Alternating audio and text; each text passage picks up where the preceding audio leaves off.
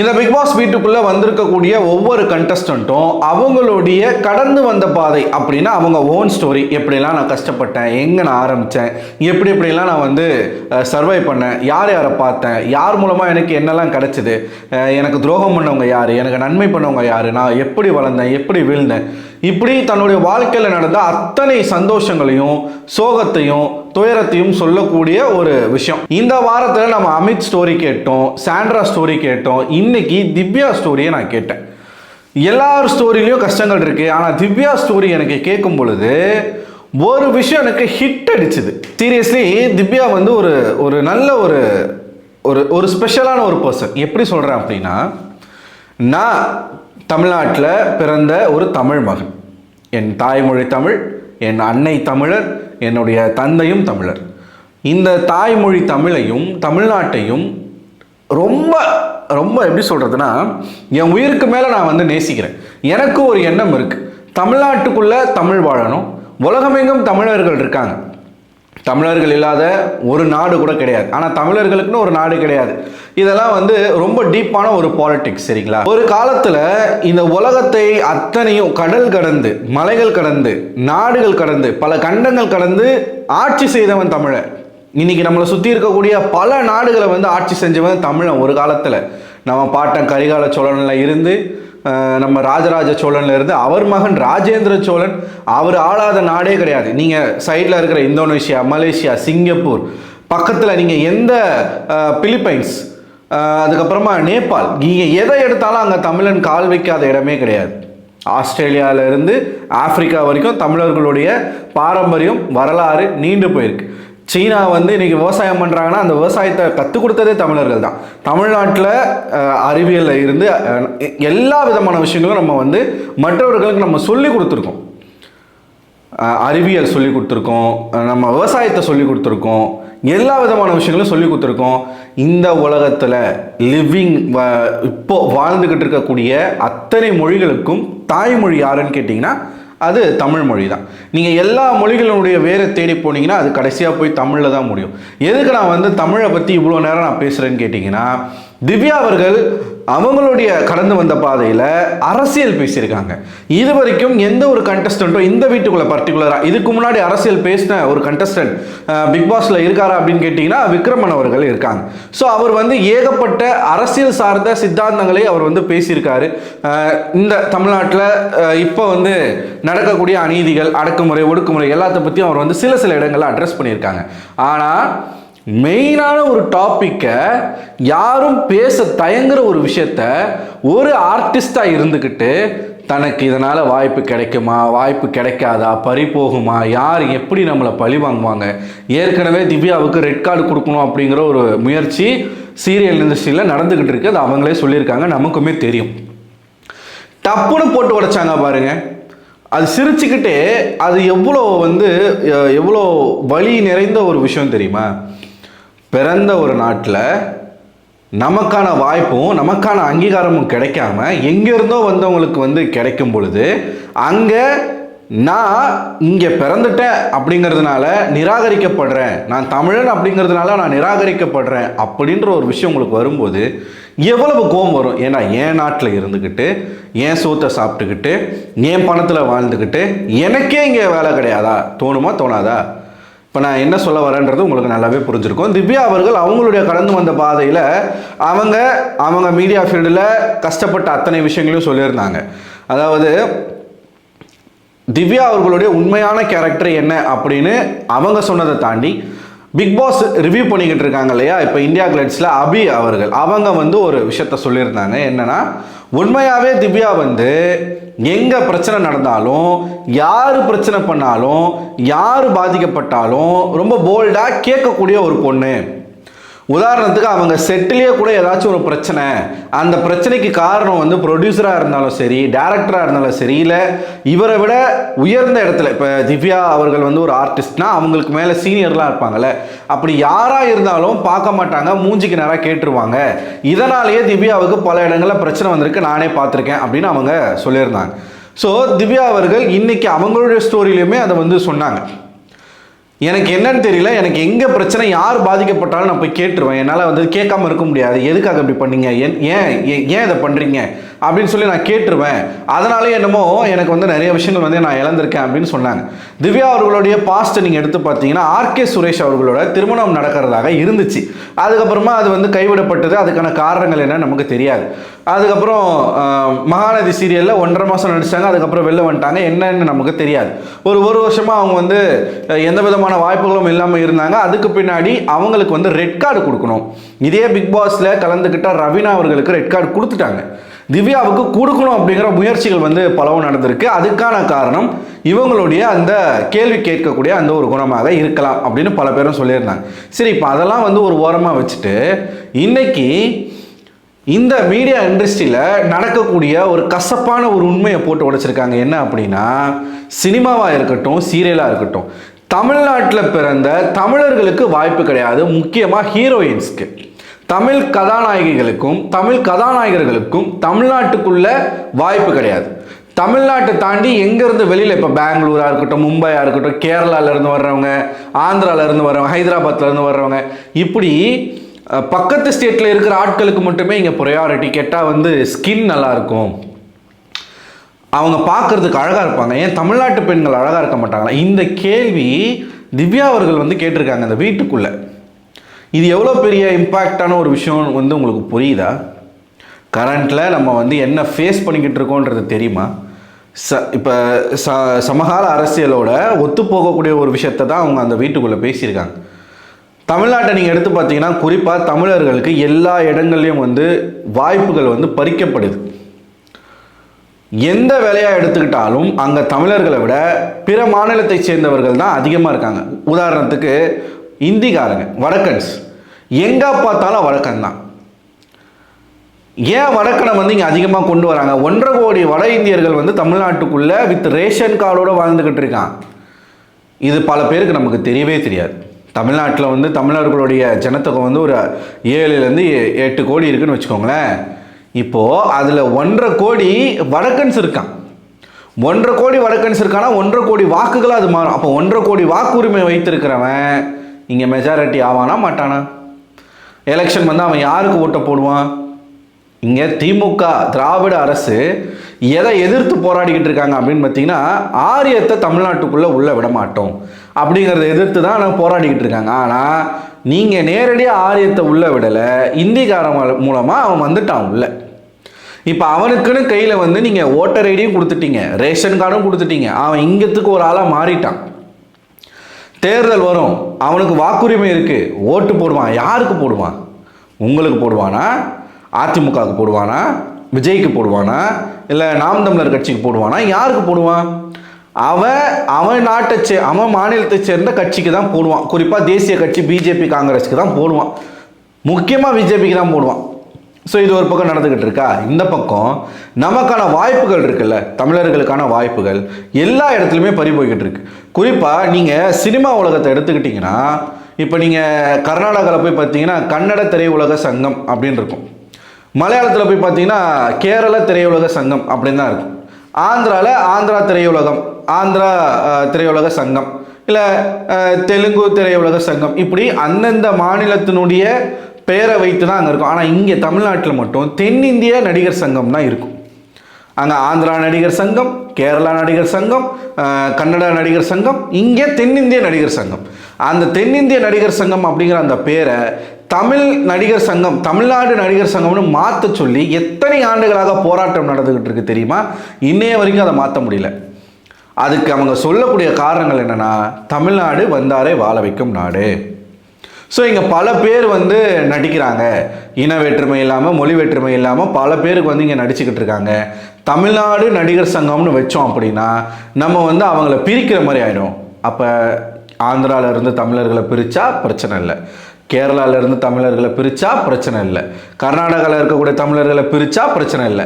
இங்கே இருக்கிறவங்கள மட்டும் நம்ம பிரிக்கக்கூடாது. இந்த ஜனநாயகம், இந்த எப்படி சொல்கிறது, அடுத்தவங்களை அனுசரித்து போகிறது, இதெல்லாம் நம்ம மட்டும்தான் பண்ணணும். தமிழர்களுக்கு மட்டும்தான் அந்த மாண்பு இருக்கணும், சுற்றி இருக்கக்கூடிய எந்த இனத்துக்கும் இருக்க வேண்டிய அவசியம் இல்லை. குறிப்பாக சினிமா உலகத்தில், அது வந்து திரையுலகமாக இருந்தாலும் சீரியல் உலகமாக, இப்போ mass media, silver screen, big screen, எந்த ஸ்க்ரீனாக இருந்தாலும் தமிழ் நடிகர் நடிகைகளுக்கு நீங்கள் கவுண்ட் பண்ணி பாருங்கள். இப்போ இருக்கக்கூடிய நடிகைகள் இதில் எத்தனை பேர் தமிழ் நடிகைகள், எத்தனை பேர் தமிழ் நடிகர்கள்னு நீங்கள் எடுத்து பார்த்தீங்கன்னா சொற்ப எண்ணிக்கையில் இருப்பாங்க. தமிழர்களுக்கு இங்கே வாய்ப்பே கிடையாது. இங்கே ஜெயிச்சுக்கிட்டு இருக்கக்கூடிய மிகப்பெரிய நடிகர்கள் பாதி பேர் வந்து தமிழர்கள் கிடையாது. நீங்கள் விஜய் எடுத்துருங்க, அஜித் தமிழர் கிடையாது, விஜய் அவர்கள் தமிழர், ரஜினி அவர்கள் தமிழர் கிடையாது, கமல் அவர்கள் தமிழர், சொற்ப எண்ணிக்கையில் இருக்காங்க. உண்மையான தமிழ் நடிகர்கள்லாம் இன்னைக்கு வந்து இல்லை. புதுமுகங்களாக வர்றவங்க கூட பிற மொழியை சேர்ந்த நடிகர்கள் தான் வராங்க. நடிகைகள் முக்கியமாக ஹீரோயின்ஸ்க்கு தான் அங்கே பெரிய பஞ்சாயத்து.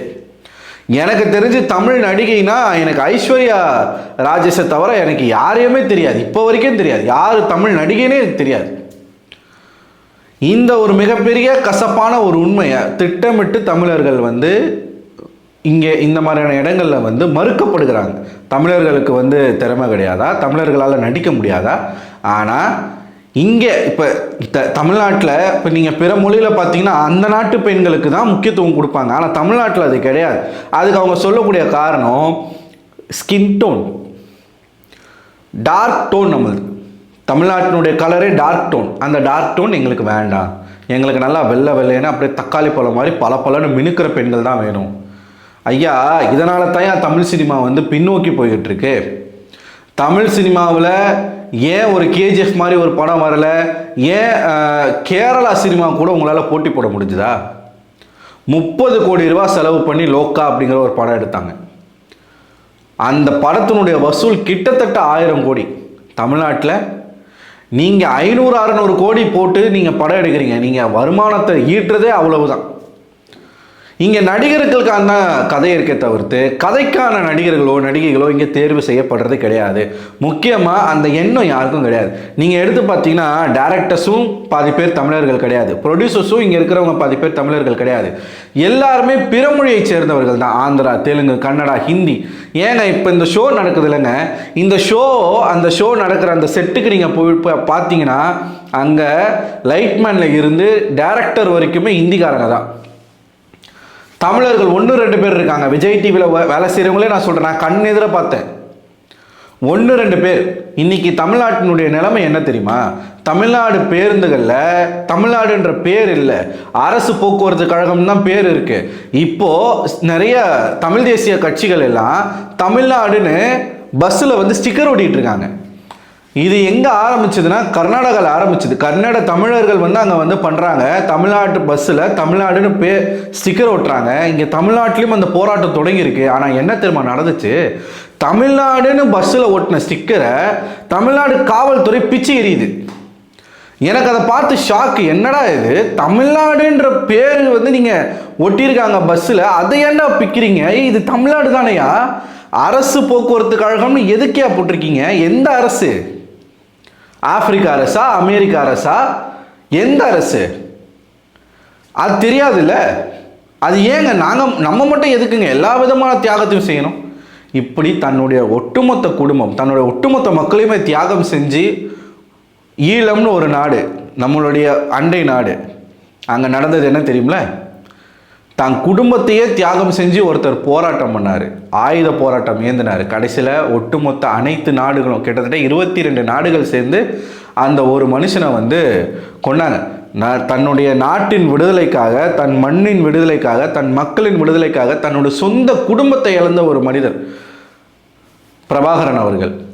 இன்னைக்கு அவர் வந்து தடை செய்யப்பட்ட ஒரு தீவிரவாத கூட்டத்தின் தலைவராக சித்தரிக்கப்பட்டிருக்கிறார். ஆனால் இன்னைக்கு தமிழ்நாட்டில் தமிழர் அல்லாத பல பேர் இங்கே வந்து வரலாறாக மாறிக்கிட்டு இருக்காங்க. உண்மையான தமிழர்களுடைய வரலாறு எந்த அளவுக்கு இங்கே மறைக்கப்பட்டுக்கிட்டு இருக்கு. இன்னும் 100 ஆண்டுகள் கழித்து நீங்கள் எடுத்து பார்த்தீங்கன்னா இங்கே இருக்கக்கூடிய வரலாறுகள் ஒன்றும் தமிழர்களை சார்ந்த வரலாறாக இருக்கவே இருக்காது. இது மிகப்பெரிய டேஞ்சரான ஒரு விஷயத்தை நோக்கி நம்ம போய்கிட்டு இருக்கோம். யாருக்கும் அதை பற்றி கவலையே கிடையாது. இந்த ஒரு விஷயத்தை போட்டு உடைச்சிருக்காங்க திவ்யா. எனக்கு அந்த விதத்தில் எனக்கு திவ்யாவை நினச்சா ரொம்ப பெருமையாக இருக்குது. அந்த பொண்ணு கொஞ்சம் கூட பயப்படல. இதை பேசிட்டு நாளைக்கு வந்து நமக்கு வந்து ஒரு பிறமொழி டைரக்டரோ பிறமொழி ப்ரொடியூசரோ திவ்யாவுக்கு வாய்ப்பு கொடுப்பானா, எனக்கு வாய்ப்பு கொடுப்பாங்களா? யோசிக்கவே இல்லை இந்த பொண்ணு. லிட்டரலாக கேட்குது.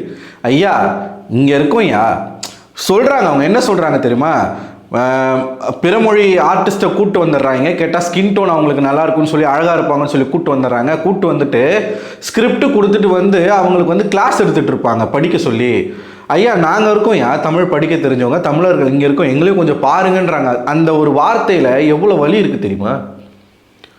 ஏங்க சொந்த நாட்டில் நமக்கு வாய்ப்பு கிடைக்கல அப்படின்னா எந்த நாட்டிலங்க நமக்கு வாய்ப்பு கிடைக்கும்? இது மிகப்பெரிய அரசியல் புரட்சியாக மாற வேண்டிய ஒரு விஷயம், மிகப்பெரிய அரசியல் மாற்றம் வர வேண்டிய ஒரு விஷயம். இலங்கையிலிருந்து தமிழ்நாட்டுக்கு, இலங்கையில் வாழ்கிறவங்களும் தமிழர்கள் தான். நீங்கள் யோசிச்சு பார்த்துக்கோங்க, தமிழ்நாடு அப்படிங்கிற ஒரு நாடு தான் தமிழர்களுக்கு இருக்குது. இலங்கைன்ற ஒரு நாட்டில் ஈழத்தில் தமிழர்கள் வாழ்ந்தாங்க. அங்கேருந்து இங்கே வந்தவங்க அவங்களும் தமிழர்கள் தான். ஆனால் இங்கே அவங்க சுதந்திரமாக வாழலை, தமிழ்நாட்டுக்குள்ளேயே அவங்க அகதிகள் முகாமில் வாழ்ந்துக்கிட்டு இருக்காங்க. பல நாடுகளில் அவங்க சுதந்திரமாக வாழ்ந்துக்கிட்டு இருக்காங்க. ஆனால் தன்னுடைய சொந்த நெய்பர் நாடு, அண்ணன் தம்பியாக இருக்கக்கூடிய நாட்டுக்குள்ளே அவங்க இங்கே முகாமில், இலங்கை தமிழர்கள் முகாமில் வாழ்ந்துக்கிட்டு இருக்காங்க. அதுவும் ஒரு ஜெயில் மாதிரி தான் லிட்டரலாக.